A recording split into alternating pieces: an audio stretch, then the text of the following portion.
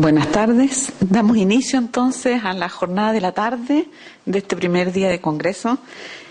Y a mí me toca un rol muy grato, que es presentar a nuestro primer conferencista de esta sala, Vicente Talanquer, que es un profesor del Departamento de Química y Bioquímica en la Universidad de Arizona en Tucson, pero es mexicano, que obtuvo el doctorado en química, o sea, además se trata de un químico originalmente, obtuvo el doctorado en química en la Universidad Nacional de México, la UNAM, y inmediatamente se integró como académico de la Facultad de Química de esa universidad, de la UNAM.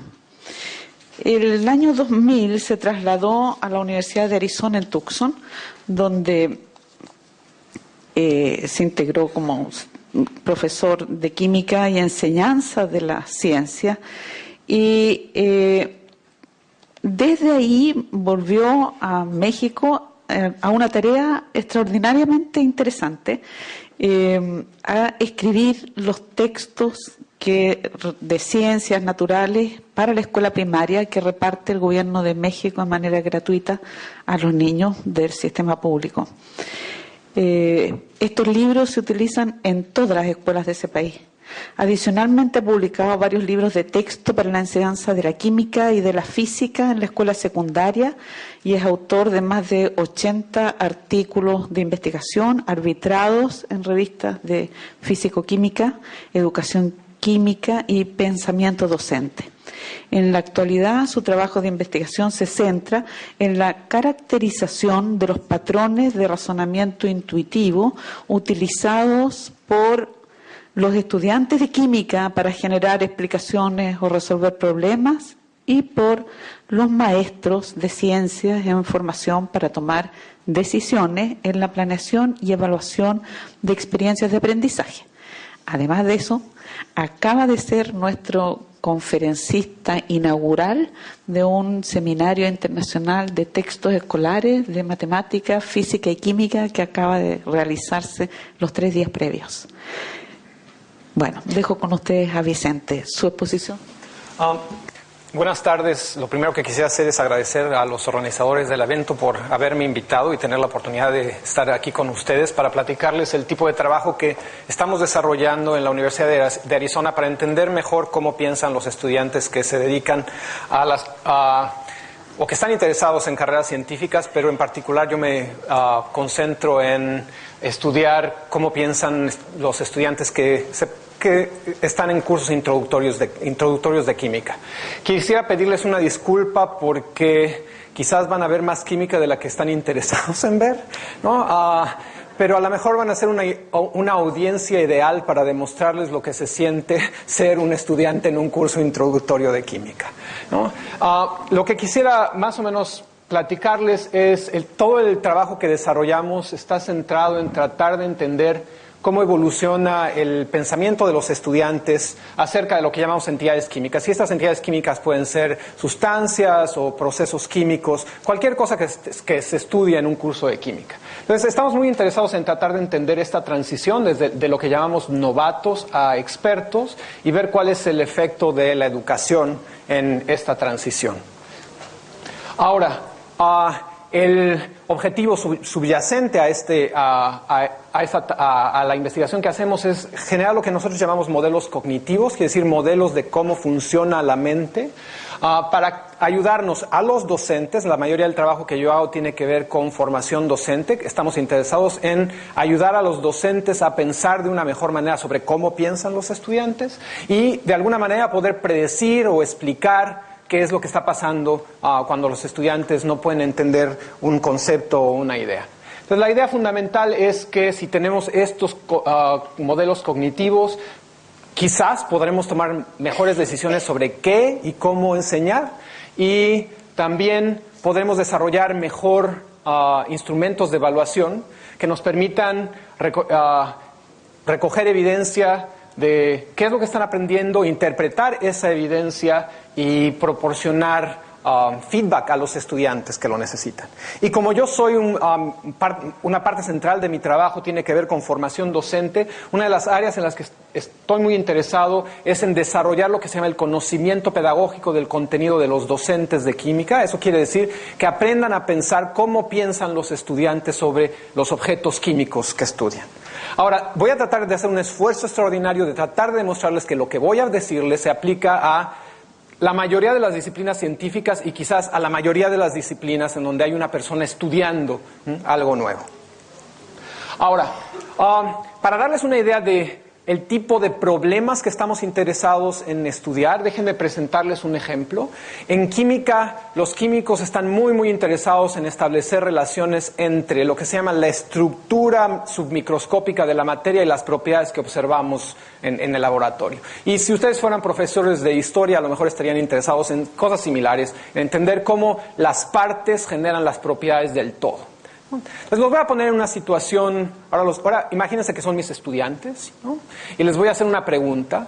¿Es posible que no tengan ni idea de cuál es la respuesta? ¿No? Está bien, de hecho así va a funcionar mejor para mí. Pero lo que quisieran es que no importa que no sepan la respuesta, que traten de generar una respuesta, ¿de acuerdo? Y que traten de pensar qué es lo que utilizaron para generar la respuesta. Entonces ahí va la pregunta.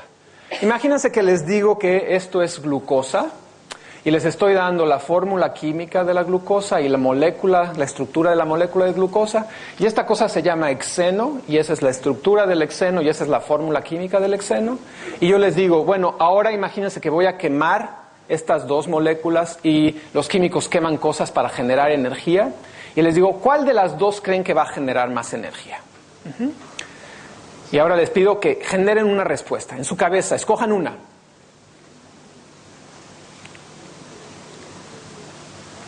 Muy bien. Quisiera tener una idea de cuántos de ustedes escogieron glucosa. Bien. ¿Cuántos de ustedes escogieron hexeno? Muy bien.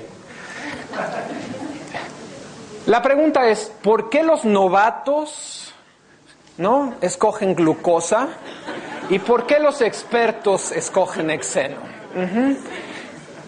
La pregunta es, ¿cómo es posible, que las personas que, además yo no los conozco, a lo mejor estoy emitiendo aquí juicios de valor, no sé qué tanta química saben, pero ¿cómo es posible que las personas que tienen pocos conocimientos químicos o a lo mejor no se acuerdan de ciertas cosas, mayoritariamente van y escogen este tipo de respuesta, mientras los expertos son capaces de identificar lo que desde el punto de vista científico llamamos la respuesta correcta? El hexeno produce más energía que la glucosa. Entonces, mi objetivo es, si al final de la plática ustedes entienden por qué escogieron esta, me sentiré satisfecho. ¿De acuerdo? Muy bien. La mayoría del trabajo, antes de seguir adelante, la mayoría del trabajo que nosotros hacemos tiene que ver con entender cómo piensan los novatos, no cómo piensan los expertos. ¿De acuerdo? Muy bien. Ahora, voy a resumir muy brevemente un poco lo que en educación se llamaría el marco teórico que guía nuestras investigaciones, pero es como un modelo de cómo pensamos que piensa en general la gente cuando se enfrenta con una tarea. Y la tarea puede ser cualquier cosa, un problema, tomar una decisión, cualquier cosa que uno tiene que resolver por alguna razón. Y lo que pensamos es lo siguiente: cuando uno se enfrenta con la tarea, el contexto, la manera en la que se presenta la pregunta y nuestros conocimientos previos van a no sé, yo vivo en Estados Unidos desde hace 10 años y a veces se me olvida lo que tengo que decir en español, ¿no? Entonces voy a ser medio gringo, pocho a veces, pero el contexto, y lo que llamamos el encuadre va a despertar ciertos conocimientos que tenemos en la mente, y esos conocimientos los voy a clasificar como en dos grandes extremos. Por supuesto, es una simplificación. Voy a pensar que ciertos de esos recursos cognitivos que tenemos los seres humanos para resolver problemas son inconscientes, simplemente se despiertan dependiendo de lo que vemos, y les voy a llamar a esas cosas suposiciones. Y por supuesto tenemos conocimientos mucho más conscientes, somos conscientes de que tenemos ese conocimiento y lo podemos utilizar, y a eso le voy a llamar conocimiento previo. La idea básica es que nosotros utilizamos todos los recursos cognitivos que tenemos a la mano para generar lo que llamamos un modelo mental de la situación, y utilizamos ese modelo mental para resolver el problema, y resolver el problema quiere decir a lo mejor tomar una decisión, generar una explicación, hacer una predicción. Ahora, el modelo mental, en orden, por ejemplo, para tomar una decisión, utilizamos a veces el razonamiento analítico y a veces lo que se llama el razonamiento heurístico. Y el razonamiento heurístico también es muy inconsciente, simplemente son maneras de pensar que hemos desarrollado, que son muy útiles en ciertas circunstancias, pero no tan útiles en otras. Y también los heurísticos tienden a estar más en este lado de lo inconsciente y el razonamiento analítico más acá en el lado consciente. Nuestra investigación se ha centrado en tratar de identificar cuáles son estas suposiciones y heurísticos que utilizan los estudiantes en un aula de ciencias, porque nuestra propuesta es que la mayoría de los problemas que tienen los estudiantes tienen que ver con cuáles suposiciones y heurísticos están usando y cómo esos a veces no funcionan bien para las tareas con las que se enfrentan. Muy bien.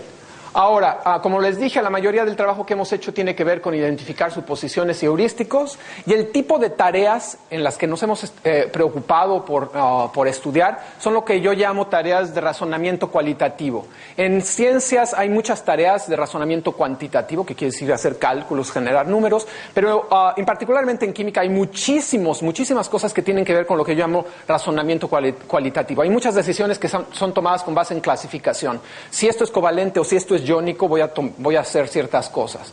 Hay cosas que tienen que ver con comparación de sustancias, cuál tiene mayor punto de ebullición, cuál tiene mayor punto de fusión, etc. Entonces, lo que hemos tratado de hacer es investigar cómo piensan los estudiantes en estas tareas de razonamiento cualitativo. Y lo que hemos tratado de hacer con los resultados de nuestra investigación es generar lo que voy a llamar progresiones de aprendizaje, que es tener una mejor idea de cómo evoluciona el pensamiento de los estudiantes desde novato a niveles avanzados en un cierto concepto, una cierta idea fundamental, y también generar recursos computacionales interactivos que les ayuden a los estudiantes a hacer mejor uso de los recursos cognitivos que tienen para generar modelos, generar explicaciones, hacer predicciones. Entonces, la mayor parte de las aplicaciones del trabajo de investigación que hacemos tiene que ver con generar estas progresiones de aprendizaje que son muy útiles para desarrollar currículum y hacer evaluaciones, y desarrollar estas herramientas para uso práctico en el salón de clase. Muy bien. Entonces, la plática esencialmente está dividida en dos grandes partes. A la primera parte voy a hablar de suposiciones, particularmente de suposiciones que la gente puede utilizar para hacer predicciones y explicaciones. Y luego voy a hablar de heurísticos, particularmente en tareas que implican comparación y seriación. Durante estas dos partes lo que voy a tratar de hacer es, de nuevo, demostrarles que no es una cuestión particular del área de la química, que estas maneras de pensar pueden ocurrir en muchas disciplinas, y que como docentes, ¿no?, los docentes deben entender cómo piensa la gente, porque entender cómo piensa la gente, y cuando hablo de la gente, los alumnos en particular, puede ser muy útil para hacer predicciones de dónde van a tener problemas conceptuales cuando se enfrenten con ciertos conceptos. Muy bien. Ahora, para mí la mejor manera de explicar qué es a lo que yo le llamo una suposición es tratar de demostrar que ustedes tienen suposiciones, ¿de acuerdo? Entonces, les voy a pedir de nuevo que participen conmigo interactivamente. Les voy a enseñar dos experimentos y les voy a pedir que me traten de explicar qué es lo que está pasando. Este ejercicio es un ejercicio diagnóstico. Voy a tratar de hacer explícitas sus suposiciones, ¿de acuerdo?, sobre cómo se comporta el mundo. Entonces, primer experimento. Aquí hay una pelota azul. Esto es solo una pantalla, es como, imagínense, un pedazo de cartón que está cubriendo la vista, pero es simplemente un pedazo de cartón. Y voy a lanzar la pelota. ¿De acuerdo? ¿Se entiende el experimento? Sí. Muy bien, lo voy a repetir. Bien. Siguiente experimento. Tengo la misma pelota, pero ahora tengo dos pantallas, ¿de acuerdo? Y la voy a lanzar.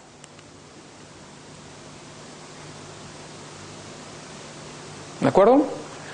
Aquí solo son dos pantallas, ¿de acuerdo? Aquí está abierto. Lo que les voy a pedir, es que tomen 30 segundos para platicar con alguien que esté alrededor de ustedes y decirme qué es lo que está pasando en estos dos experimentos. ¿Cómo explican lo que observaron? Pues, por favor. 30 segundos, un minuto para que me digan cómo explican lo que observan.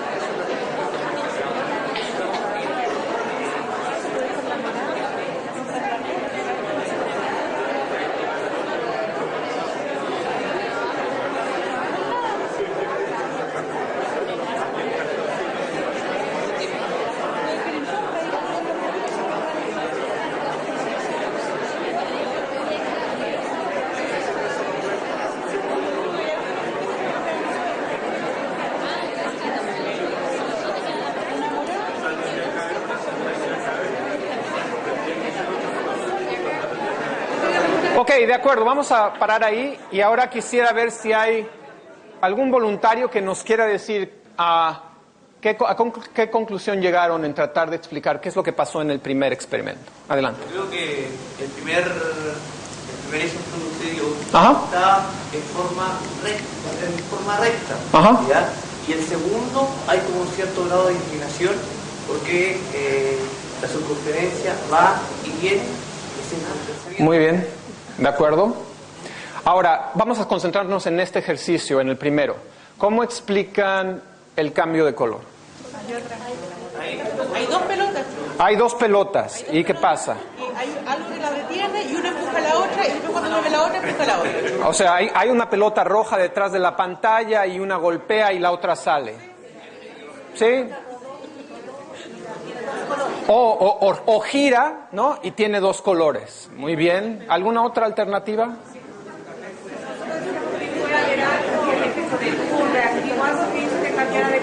A lo mejor había en la parte de atrás alguien que le puso o una reacción química o algo así. Muy bien. ¿Qué pasa con la segunda? ¿Alguna idea, una explicación de qué pasó en la segunda? ¿Cómo explican que no se vea la pelota en la parte del medio? Vean. Déjenme ver si lo puedo sacar de nuevo. ¿No se ve? ¿Cómo explican que no se vea? ¿Perdón? Hay dos pelotas y debe estar al revés. Opuestas y una no puede tocar la otra. Entonces hay dos pelotas, una repele a la otra, por ejemplo. Ajá. Muy bien. Bueno, hay muchas explicaciones posibles, pero lo que yo quisiera tratar de convencerlos es que todas las explicaciones que generaron tienen una suposición básica sobre cómo se comporta el mundo. Y la suposición, no les voy a pedir que traten de investigar cuál es, ¿no? Pero la suposición básica que yo creo que existe detrás de todas sus explicaciones es una suposición que tenemos todos los seres humanos sobre cómo se comportan las cosas, los objetos, que es una suposición de continuidad. No quiere decir, la suposición de continuidad asume que los procesos se dan de manera continua y que si hay un cambio, el cambio es generado por algo. No puede ser que la pelota azul de repente se haya convertido en una pelota roja. Eso sería discontinuidad. ¿Están de acuerdo? Y no podemos imaginar que una pelota que está aquí de repente esté acá y no la veamos por ahí en medio. Tenemos una suposición de que si la pelota se mueve continuamente la podemos ver todo el tiempo. ¿De acuerdo? Nadie de ustedes pensó que esto era un electrón y que por efecto túnel, ¿no?, podía pasar de aquí a acá sin ser visto en medio, ¿no? Y lo que pasa es que, bueno, en ciencia sabemos que hay sistemas que no se ajustan a las suposiciones que tenemos sobre cómo se comporta el mundo, ¿no? Entonces eso sería un tipo de suposición. Déjenme presentarles otro ejemplo de otro tipo de suposición. Imagínense que tengo una pelota ahí. Lo que voy a hacer es lanzar la pelota así, pero no les voy a dejar ver el lanzamiento. Voy a cubrirlo así. Ajá. Y ahora voy a poner una barrera así. ¿De acuerdo? Y voy a lanzar la pelota. Y les voy a decir que hagan una predicción de en dónde está la pelota cuando quite la pantalla blanca. ¿De acuerdo? ¿Alguien que me quiere decir dónde piensa que está la pelota? Pegado a la... Ajá. ¿Se sorprenderían de verla ahí? ¿De acuerdo? Bien. eso de nuevo, ustedes se sorprenden, ¿no? Porque tienen una suposición sobre cómo se comportan los objetos sólidos, ¿no? Los objetos sólidos no pasan uno a través del otro, no pasan, ¿no? Pero ¿quién les ha dicho que no? Bueno, se los ha dicho la experiencia, ¿no?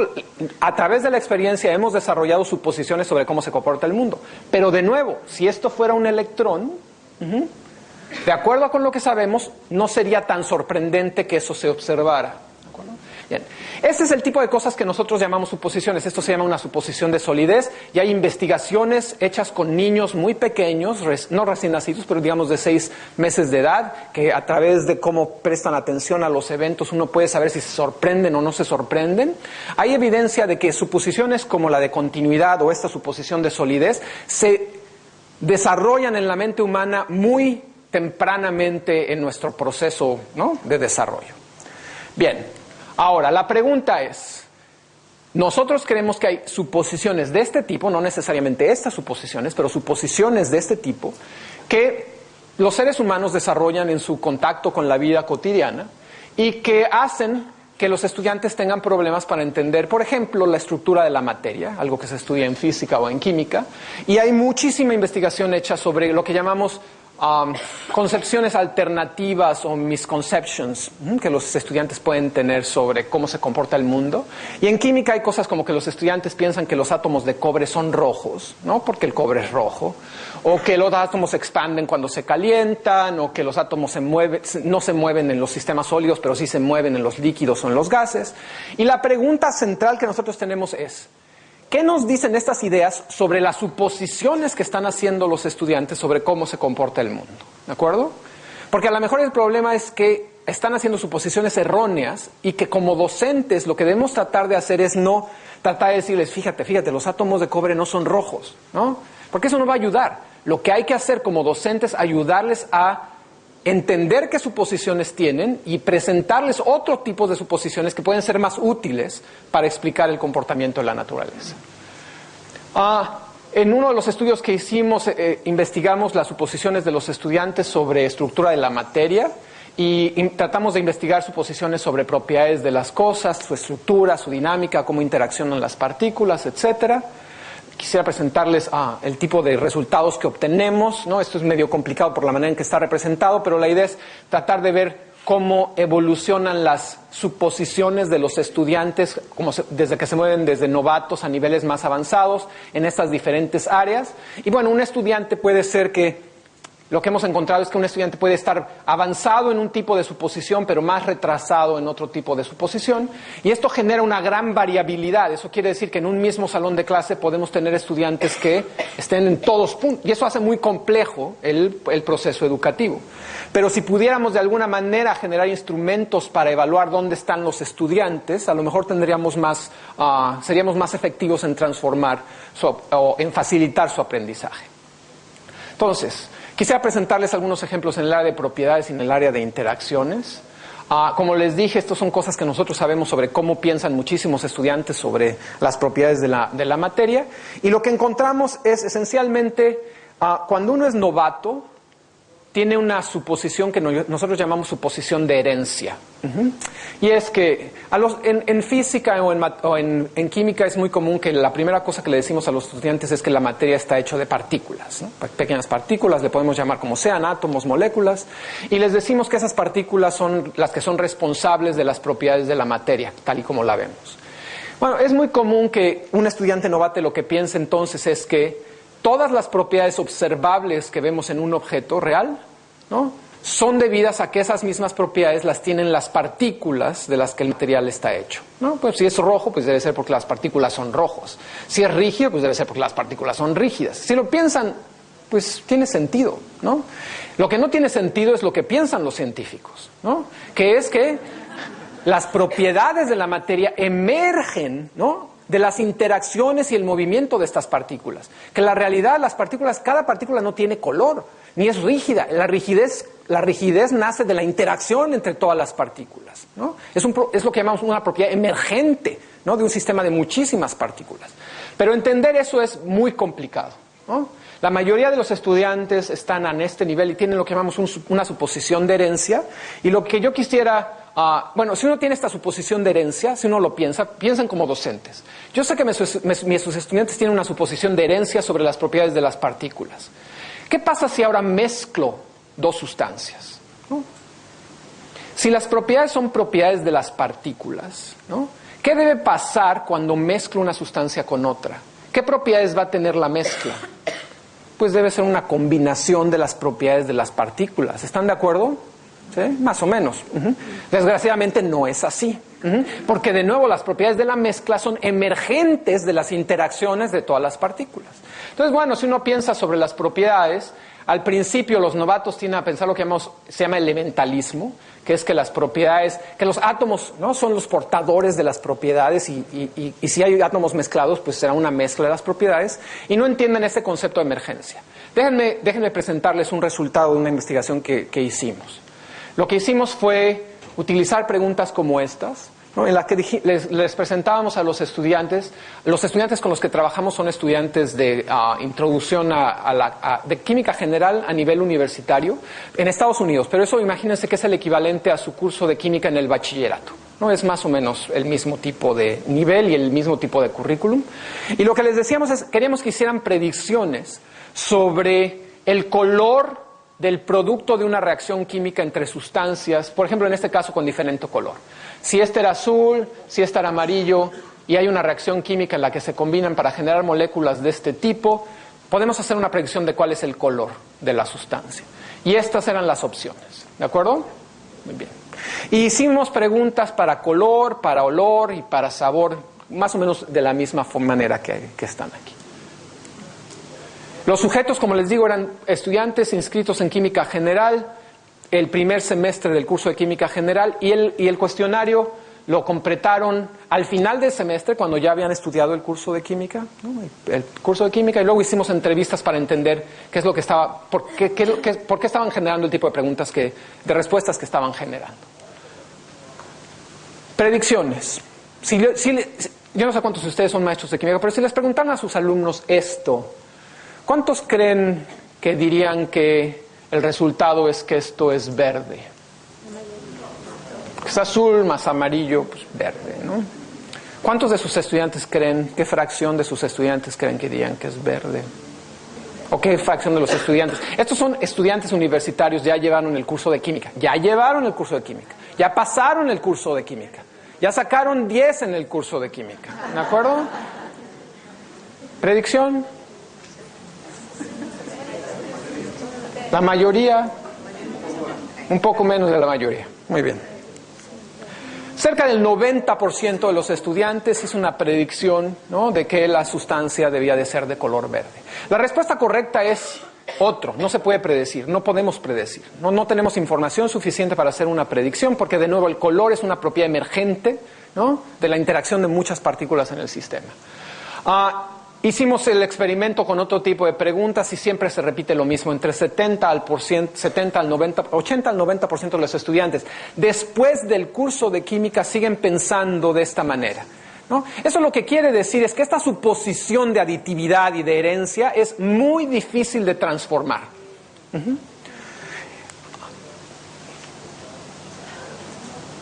Predicción. Imagínense que les pregunto eso y ustedes tienen una suposición de aditividad y de herencia. ¿Qué es lo que contestarían?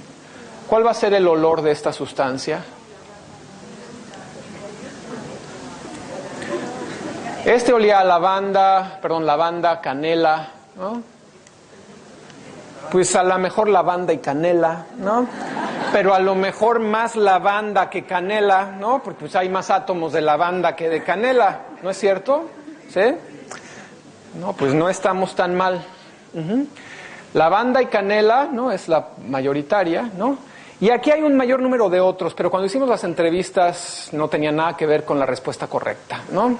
Tenía que ver con que cuando uno empieza a jugar con el olor y el sabor, los estudiantes traían otro tipo de conocimiento, que es el conocimiento de la vida diaria también, y decían, no, pues es que al cocinar, si uno combina con esto y esto, o sea, a lo mejor el sabor puede ser diferente, el olor puede ser diferente, pero nada que tuviera que ver con, ¿no?, el conocimiento químico desarrollado en el salón de clases.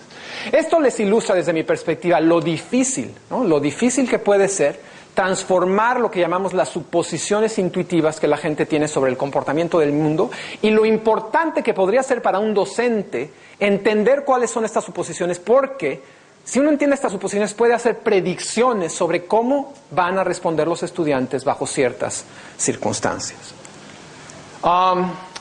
Bien. Déjenme brevemente tocar el otro tema de interacciones y dinámica. En este hicimos un experimento, es un poco más complicado de entender sin tener un conocimiento químico mucho más, digamos, profundo en el tema. Yo no sé si ustedes han oído hablar de ciertos fenómenos que los químicos llaman propiedades coligativas, pero tiene que ver con la idea de que si ustedes le ponen sal al agua, la temperatura de ebullición se incrementa, o que si le ponen sal a un pedazo de hielo se funde, ¿no? O el fenómeno de ósmosis, el hecho de que los fluidos fluyen de zonas de alta concentración del fluido a zonas de baja concentración del fluido. Y lo que es interesante es que todas estas propiedades son lo que nosotros llamamos propiedades emergentes. De nuevo, para explicarlas uno tiene que entender que el fenómeno surge de la interacción de muchas partículas y del movimiento de muchas partículas. Entonces era ideal para investigar lo que nosotros llamamos suposiciones intuitivas. Y la idea era, bueno, ¿cómo es que los estudiantes explican estas cosas? ¿Por qué es que la temperatura de ebullición del agua cambia cuando le echamos sal? ¿No? Simplemente, ¿por qué? ¿Cómo lo explicas? De nuevo usamos estudiantes de química general, esta vez del segundo semestre al final del curso. Estudiantes ya tenían un año de un curso de química general y en este caso solo hicimos cuestionarios de respuesta corta. Y lo sorprendente fue lo siguiente. 0% de los estudiantes utilizó un modelo correcto, ¿de acuerdo? Lo que es triste, ¿no? Pero habla de la dificultad, ¿no? De transformar las maneras intuitivas de pensar. La mayoría de los estudiantes utilizó modelos que llamamos causalistas.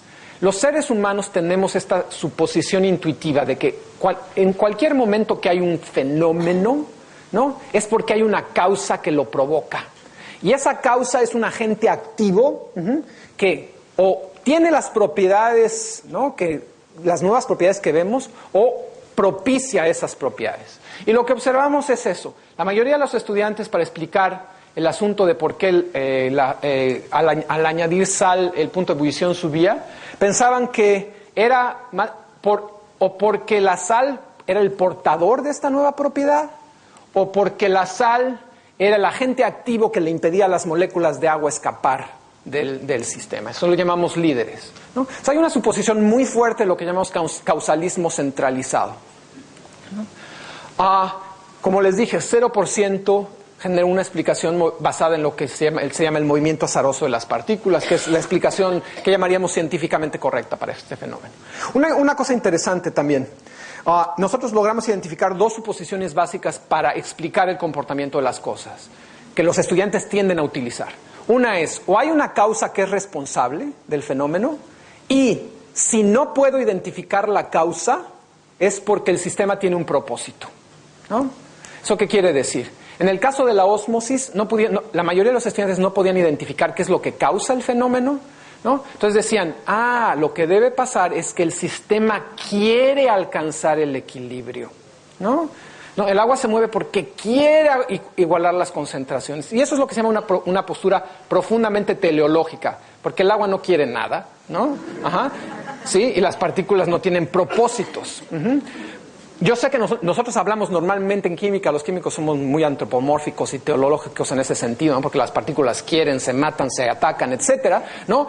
Pero el problema con los estudiantes es que los estudiantes piensan de esa manera, ¿no? No es solamente una metáfora, ¿no? sobre el comportamiento del mundo. Bien, como les digo, aquí se dividió en teleología y causal aditiva. Muy bien, entonces, esto simplemente era, esta parte para mí era una manera de ilustrarles que hay una manera de pensar sobre el mundo que debemos reconocer como docentes y que debemos ayudar a los estudiantes a transformar si queremos ayudarlos a moverse del nivel de novatos a expertos. Como les digo, hemos utilizado este tipo de resultados, lo que hemos hecho ahora, reconociendo que los estudiantes tienen serios problemas para... creo que no sé, tienen serios problemas para pensar sobre el comportamiento de las partículas microscópicas y el hecho de que hay propiedades que emergen de las interacciones de las partículas. Hemos estado trabajando mucho con este tipo de simulaciones, desarrollando este tipo de recursos de aprendizaje, en la que los estudiantes pueden jugar directamente aquí, cambiar la temperatura, el volumen, ver cómo las partículas cambian e interaccionan, con la esperanza de que eso les ayude a desarrollar otro tipo de suposiciones sobre el comportamiento del mundo. Muy bien. En el resto del tiempo que tengo, quisiera hablarles un poco de esta segunda parte del tipo de investigación que hacemos, que tiene que ver con razonamiento heurístico. De nuevo, me gustaría de manera concreta ilustrar qué es a lo que le llama un heurístico. La palabra heurístico se utiliza de diversas maneras en diferentes contextos. Me gustaría que entendieran qué es a lo que yo le voy a llamar un heurístico. En general le llamamos a un heurístico a un atajo mental para construir inferencias y tomar decisiones. Entonces, de nuevo, les voy a hacer unas preguntas y les voy a pedir, en este caso lo que les voy a pedir es que, de manera individual, ¿no?, piensen en la primera respuesta que se les viene a la mente. La primera, ¿no? Ya después pueden volverse más metacognitivos y pensar cuál es el... ¿no? Pero la primera, la que viene primero a la mente, ¿no? Y luego les voy a pedir que discutan un poco por qué creen que escogieron esa respuesta. ¿De acuerdo? Muy bien. Primera pregunta. ¿Qué causa más muertes en los Estados Unidos? ¿Los homicidios o los suicidios? Ya. Se acabó. Y la siguiente pregunta. Ahora les voy a enseñar dos cajas. Tienen pelotas blancas y negras, ¿no? Las pelotas se van a estar moviendo. Imagínense que se van a ganar, no sé, 1 millón de pesos chilenos, no sé si eso es mucho o poco, no, pero si escogen la caja en la que tienen más probabilidad de extraer una pelota negra cuando metan la mano, ¿de acuerdo? O sea, tienen que escoger cuál caja escogerían. Muy bien. También la primera inmediata, la que se les viene. ¿De acuerdo? Muy bien, ahora les voy a dar 30 segundos para contrastar sus respuestas y pensar, ¿por qué escogí la respuesta equivocada? Porque estoy seguro que escogieron la respuesta equivocada. O sea, 30 segundos, por favor, nada más discútanlo entre ustedes.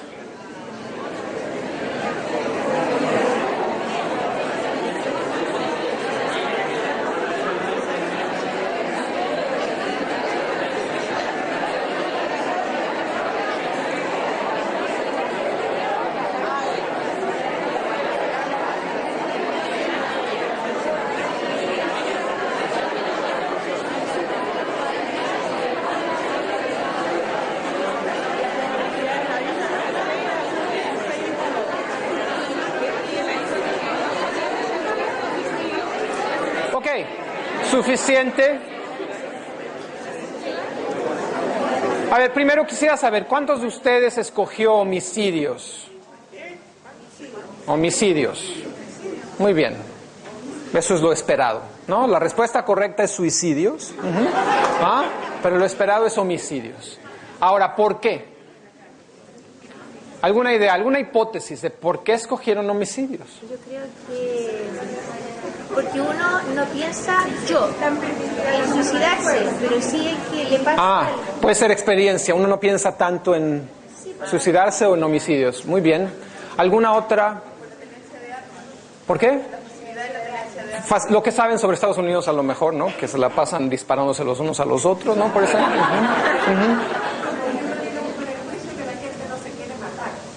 Así es, muy bien. En la de abajo, ¿cuántos escogieron este? ¿Y cuántos escogieron este? Todos equivocados. ¿Cuántos les dijeron, lo mismo? ¿Ven? Muy pocos, ¿no? La respuesta correcta es lo mismo, porque la probabilidad es la misma. ¿De acuerdo? ¿Sí? Ahora, la pregunta es, ¿no? ¿Cómo es posible que yo pudiera predecir lo que ustedes iban a escoger? ¿No? Bueno, esto tiene que ver porque hay muchísima investigación en psicología, ¿no?, sobre lo que se llaman, los seres humanos utilizan heurísticos para tomar decisiones en circunstancias en las que tienen poco tiempo ¿no? O poco conocimiento para tomar decisiones. Y si lo piensan, esas son las circunstancias en las que la mayoría de los estudiantes tienen que contestar nuestras pruebas. Poco tiempo y poco conocimiento. ¿De acuerdo? Ajá. Entonces, en esas circunstancias es muy común que uno recurra a cualquier cosa que tiene en la mente que le ayude a tomar una decisión, ¿no? Y eso en general se llaman reglas heurísticos de pensamiento. La idea básica, hay diferentes teorías. La teoría que nosotros utilizamos se llama teoría de proceso dual. Es la idea de que la mente humana tiene como dos maneras de procesar información, ¿no? Que funcionan de manera paralela. Una se llama razonamiento analítico y es el que es consciente, controlado, toma esfuerzo, utilizamos los conocimientos, pensamos. Pero hay una manera de pensar que es el automático, ¿no? El que se genera de manera espontánea. De hecho, es el que nos permite sobrevivir, ¿no? O sea, si en este momento se abre esa puerta y ven un tigre, ¿no? Ajá. Más vale que el conocimiento heurístico les funcione, porque si no están muertos, ¿no? ¿De acuerdo? O sea, si uno no es capaz de reconocer, ese es un felino rápidamente y me puede matar, ¿no? Y si no, va a empezar, ¿cuál es el género del felino? ¿Sí? La idea básica es que tenemos maneras de pensar que son automáticas, que son muy funcionales para sobrevivir, pero que a veces conducen a errores, ¿no? Muy bien. Ahora, el problema es que los juicios analíticos normalmente toman muchísimo tiempo. Entonces, por ejemplo, si yo les preguntara qué ciudad tiene más habitantes, San Diego o Phoenix, ¿no? Uh-huh. Bueno, si quisieran ser muy analíticos tendrían que pensar, bueno, ¿qué sé sobre las dos? ¿Qué recuerdo? ¿Dónde están? ¿No? ¿Qué factores? A lo mejor se acuerdan que San Diego está cerca de la frontera con México y hay un problema fuerte de inmigración. A lo mejor eso va a determinar que sea San Diego, pero a lo mejor saben que Phoenix es la capital de Arizona, ¿no? Uh-huh. Pero entonces tenían que pensar mucho, pero a lo mejor dicen, ¿cuál es la que he oído más? ¿No? ¿De cuál sé más? Ajá. ¿Sí? Y digan, San Diego, a lo mejor, no sé, ¿sí? Y a lo mejor le van a atinar, porque seguramente si han oído más es porque a lo mejor es la ciudad con más habitantes, ¿de acuerdo? Muy bien. En general hay mucha gente que de nuevo ha investigado estos fenómenos y se sabe que, por ejemplo, el hecho de que la mayoría de las personas escojan homicidios para suicidios es un asunto de la mayoría de los casos es disponibilidad. Uno escucha mucho más sobre los homicidios que sobre los suicidios y de inmediato eso lo usa para tomar la decisión. Y en estos casos hay una regla muy común se llama el heurístico lexicográfico, que tiene que ver con, si uno tiene que comparar dos cosas, trata de buscar la primera cosa que me permita distinguirlas, ¿no? Y ya que la encontré, tiende a escoger el sistema que tenga más de eso, ¿no? Entonces, por ejemplo, aquí, pues ¿en qué son diferentes? Pues este tiene más las negras más blancas. ¿Cuál tiene más? Esa, ¿no? Me voy con esa. Eso es lo primero. Después ya piensan, no, pues la probabilidad, porque las razones son las mismas, etcétera. Pero eso sucede después, ¿de acuerdo? Nosotros hicimos una investigación para ver si los estudiantes de química utilizaban los heurísticos, ¿no?, para tomar decisiones cuando les hacíamos preguntas de química. Claro, estas preguntas pueden parecer muy complejas si ustedes no son maestros de química, pero esencialmente les estábamos pidiendo a los estudiantes, toma decisiones sobre cuál es más soluble o tiene un punto de ebullición más alto y ordénalas, ¿no? Y queríamos saber si utilizaban heurísticos y qué tipos de heurísticos utilizaban. Yo me voy a centrar, de nuevo, utilizamos el mismo tipo de población, estudiantes de química general en Estados Unidos, y me quisiera centrarme en solo para ilustrar el tipo de cosas que encontramos. Tiene uno que tomar la decisión de cuáles de estas sustancias son más solubles y ordenarlas en orden de solubilidad. No sé si conozcan estas sustancias, pero les digo que esta se llama cloruro de sodio, sal común, ¿no?, bromuro de sodio, etcétera, etcétera, etcétera, pero ya acabo de darles una pista, ¿no?, simplemente para, ¿cómo se dice bias en español? Sesgar, o sea, para sesgarlos, ¿no? O sea, acabo de sesgarlos profundamente porque les acabo de decir cuál conocen. Pero si uno quisiera pensar analíticamente, y eso es lo que quisiéramos que los estudiantes hicieran, ¿no?, que analíticamente llegaran a sus conclusiones, uno tendría que identificar que las sustancias son iónicas, que entonces hay que pensar en la carga y el tamaño de los iones, y hay que recordar el tamaño de los iones, y hay que aplicar la ley de Coulomb, ¿no? ¿no? Obviamente es un esfuerzo cognitivo alto para tomar la decisión y la mayoría de los estudiantes no están dispuestos a hacer ese esfuerzo cognitivo, particularmente en entrevistas. También tengo que reconocer, ¿no? Uno está haciendo investigación educativa, los estudiantes aquí vienen a ayudarnos, entonces no es una cuestión de examen, etcétera, pero eso es precisamente la situación en la que lo queremos, en las situaciones en las que no están dispuestos a invertir ningún esfuerzo intelectual. Fíjense lo interesante. Si ustedes ven, la respuesta correcta es esta, ¿no? Y las respuestas más comunes son esas, ¿de acuerdo? Entonces, la pregunta que nos hacemos es, ¿por qué esas son las respuestas más comunes? ¿No? Pero si ya me entendieron, a lo mejor pueden hacer predicciones, ¿no? De por qué es así. La mayoría de los estudiantes escoge que el cloruro de sodio es la más soluble. ¿Por qué? Porque es la que conocen. Y saben que la sal se disuelve en el agua. Entonces, cuando hicimos las entrevistas, es cierto, la mayoría de las decisiones sobre el cloruro de sodio estaban basadas en el heurístico de reconocimiento. ¿De acuerdo? ¿Por qué después la respuesta más común es poner esa ahí? Porque se parece. Y eso se llama el heurístico de similitud. Así es, asumimos que si las cosas son parecidas deben tener propiedades similares, ¿no? ¿De acuerdo? Y luego la pregunta es, bueno, ¿por qué la mayoría escogió a ordenar las cosas así? O sea, aquí a lo mejor no conozco y no son similares, entonces ese tipo de pensamiento no me va a funcionar. Pero si soy un ser humano inteligente y la mayoría de nuestros estudiantes son seres humanos inteligentes, ¿no? De verdad. Bueno, lo que puedo decir es, bueno, ¿cuál es la diferencia aquí? Este es cloro y este es bromo. Veo en la tabla periódica y el bromo es más pesado que el cloro. Bueno, pues a lo mejor la diferencia aquí es entre el magnesio y el bario. Entonces el más ligero va acá y el más pesado va acá. ¿De acuerdo? Eso sería una manera, una posibilidad. Hay muchas posibilidades, ¿de acuerdo? Pero lo que quiere decir es, toda la decisión fue tomada con heurísticos, no con el conocimiento químico, ¿no?, que los estudiantes puedan tener. Entonces, de nuevo, lo que quisiera insistir es, si uno logra entender la manera de pensar de los estudiantes, puede hacer predicciones sobre cómo, ¿no?, pueden estar tomando las decisiones. Como ya no tengo más tiempo, voy a simplemente escapar esto.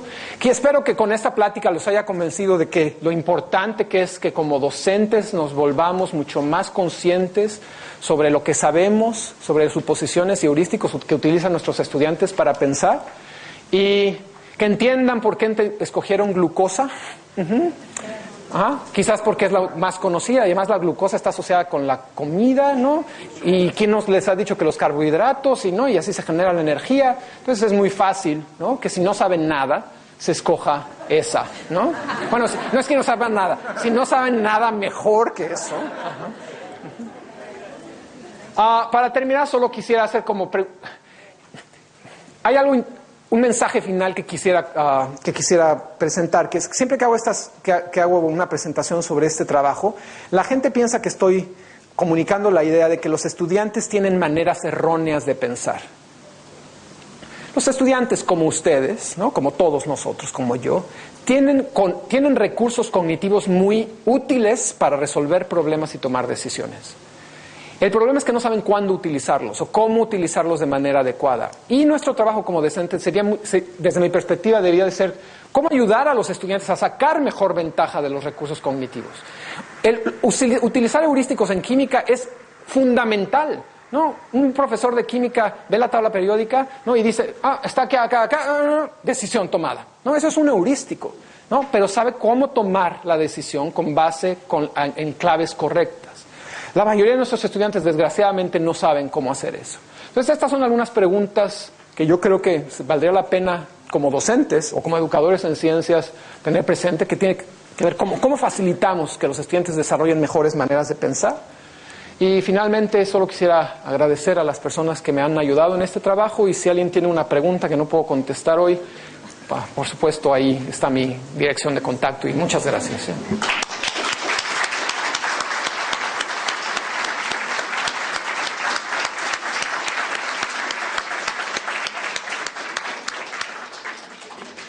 No sé si habría alguna pregunta o comentario.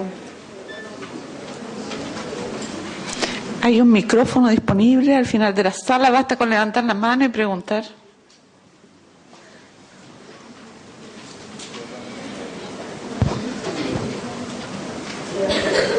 Levanta. Bueno, primero que nada, gracias, muy interesante la presentación.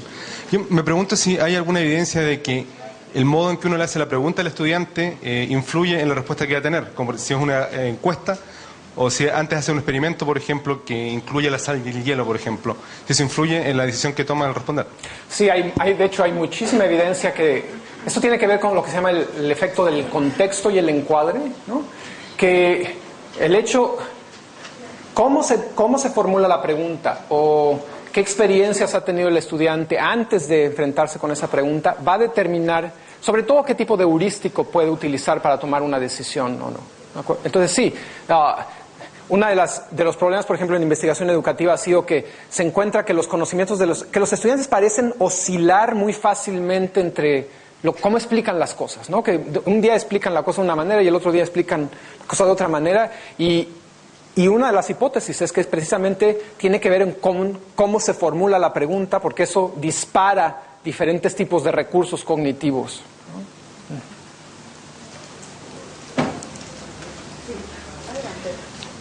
A mí me parece que... ¿Se oye? ¿Sí? A mí me parece que lo que usted ha explicado ahora, yo sé muy poco de química, excepto la química que me enseñaron en el colegio. Reconocí algunos símbolos químicos, pero a mí me parece que lo que usted ha dicho del pensamiento heurístico es aplicable a la forma como nosotros juzgamos a otras personas. Porque si éste tiene tal y cual presentación personal, es una persona que pertenece a tal y cual rango social. Y en consecuencia, en una sociedad como la nuestra, la chilena, que es una sociedad tan estratificada, ¿cómo vamos a entender y no a juzgar, sino que apreciar al otro? Por ejemplo, hoy en día los asaltantes visten muy bien, porque quieren parecer personas de cierta condición social. Y nosotros asociamos al asaltante como una persona que anda mal trajeada, o que anda sucio, o que anda, en fin, de alguna manera. Entonces ahí hay, me parece a mí, un tipo de pensamiento heurístico. No sé si estoy en lo correcto o no. Sí, de hecho está completamente lo correcto, porque de hecho la mayoría del trabajo de investigación en psicología, de heurístico, se ha hecho en áreas sociales, ¿no? Para tratar de entender los sesgos que tenemos para hacer juicios sobre personas o para tomar decisiones en contextos sociales. Cuando uno va al supermercado y va a decidir qué cereal comprar, es muy probable que va a utilizar un heurístico y no va a utilizar el razonamiento analítico para tomar la decisión. Ahí hay una... perdón. Acá, sí. Desde la investigación educativa podríamos pensar de que en realidad en la escuela, en general, por lo menos en Chile, se favorece el pensamiento analítico por sobre el heurístico. Y lo cual efectivamente tiene una gran, digamos, posibilidad de desarrollo del pensamiento. Sin embargo, creo que perdemos de vista que es en el pensamiento heurístico donde está la base de las posibilidades de creación. En el analítico uno más bien se asienta, ¿no?, sobre bases ya consolidadas, ya referentes conocidos, sobre los cuales uno va a permitir desarrollar una serie de hipótesis, ¿no?, y de predicciones. Pero en el heurístico es precisamente donde podemos romper con esa cápsula, ¿no?, del pensamiento aprisionado por un conocimiento que ya es parte del imaginario común de la sociedad. Entonces yo creo que sí me ha parecido extraordinariamente valiosa su mirada, porque nos abre realmente a la posibilidad de desarrollar ambos pensamientos. Así es, yo creo que lo que hay que hacer es reconocer que cualquier recurso cognitivo que puede ser útil debe ser desarrollado, y no solo desarrollado, sino que hay que ayudar a las personas a controlar, ¿no?, esos tipos de pensamiento para saber cuándo vale la pena aplicar uno o el otro. Hola, buenas. De la Universidad de Chile, Walter Weiman es mi nombre. Son dos preguntas en una. En relación a los productos gráficos o computacionales que ustedes han desarrollado, ¿son solamente para evaluación de los estudios que ustedes hacen o también tienen que ver con la solución del problema? Y en segundo lugar, si eso ustedes han logrado evaluar, si es así, digamos, ¿ustedes han logrado evaluar el efecto que tienen esos productos gráficos o computacionales en la solución del problema?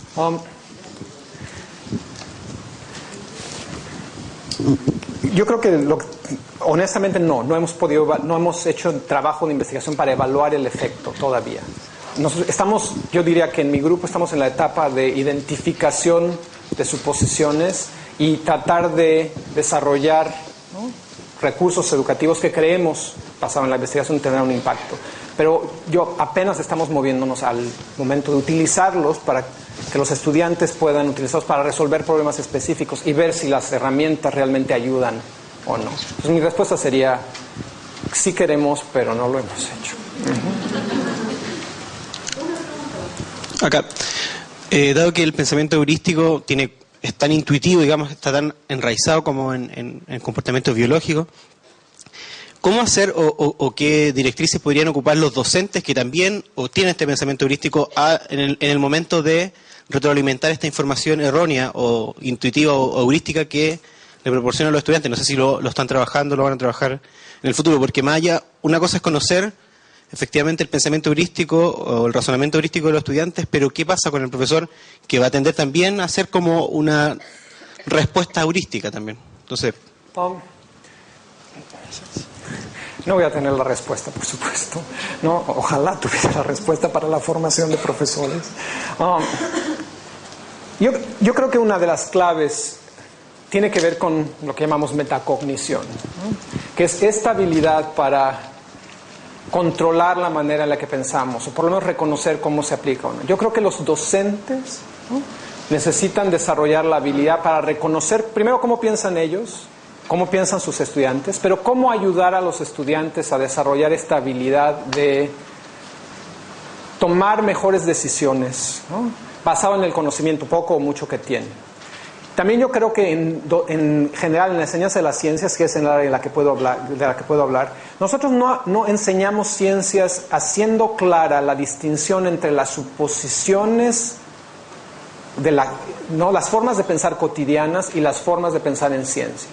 Para los estudiantes no es claro cuál es la diferencia entre suponer lo que ellos suponen y suponer lo que los científicos están suponiendo. Entonces yo creo que un rol importante para los docentes es primero reconocer cuáles son las suposiciones, ¿no?, que existen en la vida cotidiana y cómo son diferentes de las que pueden existir en la explicación científica, y ayudar a los estudiantes a reconocer este tipo de suposiciones, ¿no?, que tiene mucho que ver con dejar de enseñar, voy a decir el mismo speech que siempre digo, que es dejar tanto de enseñar lo que sabemos, a enseñarles más cómo pensamos sobre las cosas, qué suposiciones hacemos, cuáles son los propósitos de las formas de pensar, cómo generamos esos modelos, etc. Le damos las gracias a Vicente con un aplauso grande.